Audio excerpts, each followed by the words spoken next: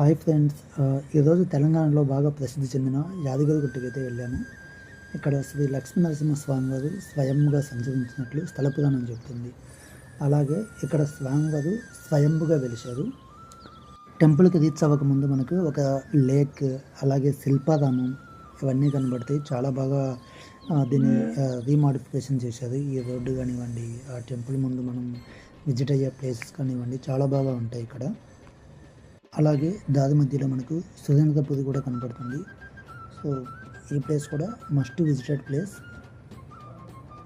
పిల్లలతో పెద్దలతో మనము ఇక్కడికి వచ్చినప్పుడు మనం కూడా ఈ సురేంద్రపురికి కూడా వెళ్తే మన మీద కొత్త ప్రపంచంలోకి వెళ్ళిన అనుభూతిని అయితే మనం ఫీల్ అవుతాం.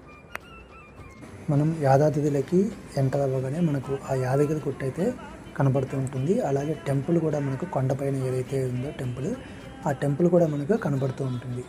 అది టెంపుల్ లోపలికి వెళ్ళగానే మనకు ఒక మంచి పాజిటివ్ వైబ్రేషన్ అయితే అనిపిస్తుంది. ఇక్కడ వన్స్ మనం మండపంలోకి వెళ్ళిన తర్వాత ఒక సైడు ధ్యానముద్రలో ఉన్న ఆంజనేయ స్వామి కనబడుతుంది. ఇంకొక సైడు స్వయంభుగా వెలిసిన శ్రీ లక్ష్మీ నరసింహస్వామి మనకు దర్శనమిస్తారు.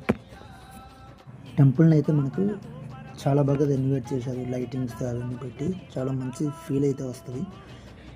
అలాగే ఇక్కడ కాకపోతే నాకేమనిపించిందంటే స్వయంభుగా వెలిసిన లక్ష్మీ నరసింహస్వామి వారి చుట్టూ ఏమీ కట్టకుండా ఉంటే ఇంకా భక్తులు చాలా బాగా చూసుకోవచ్చేమో అని అనిపించింది. నేనైతే కొంచెం కన్ఫ్యూజ్ అయ్యాను.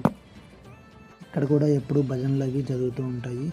అలాగే మేము వెళ్ళే టయానికి అక్కడ స్వామివారిని ఉత్సవానికి కూడా తీసుకొచ్చారు ఊరేగింపుకి. ఇక్కడ ఫైనల్గా దర్శనం అయితే నాకు చాలా బాగా జరిగింది.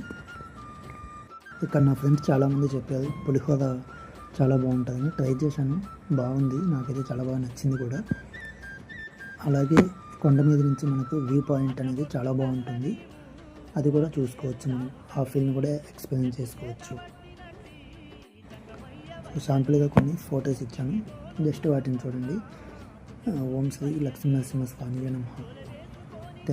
Thank you all for watching this video.